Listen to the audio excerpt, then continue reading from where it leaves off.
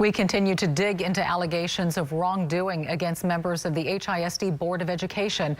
Those alleged acts are laid out in a preliminary investigation by the Texas Education Agency. Several of the 9 trustees are named in this report. Channel 2's Sion Rhodes taking a closer look tonight. Sion?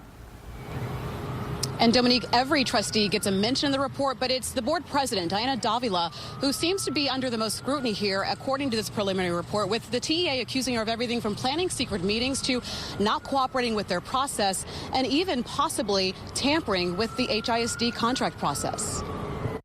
In one of the more scathing allegations in the 34-page report, the Texas Education Association accuses HISD Board President Diana Davila of violating contract procurement rules and attempting to tamper with contracts that had already been awarded. That's illegal. If they can prove she did it, she needs to go to jail. In one case, the report states Davila and her husband met an unidentified senior HISD administrator and 2 others to strategize a way to get bond contracts for custodial services canceled and rebid to another company.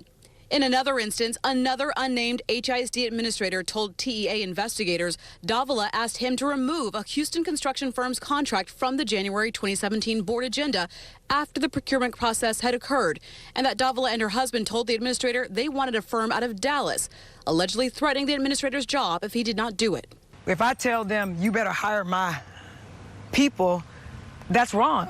I mean, it's supposed to be a fair process. In a statement to Channel 2, Davila did not respond to the specific findings against her, but called the report one-sided and an attempt to fabricate a narrative to carry out a partisan agenda to weaken Texas public schools.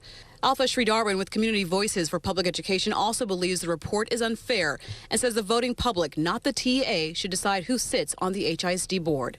If the board needs changing, I think we can change it in November through the elections. And HISD trustee Wanda Adams, also accused in this report of improperly intervening in the contract process. She declined to comment, saying that trustees had not yet had a chance to submit their responses to this report. They have until Thursday to do that. Reporting live, Sion Rhodes, KPRC, Channel 2 News.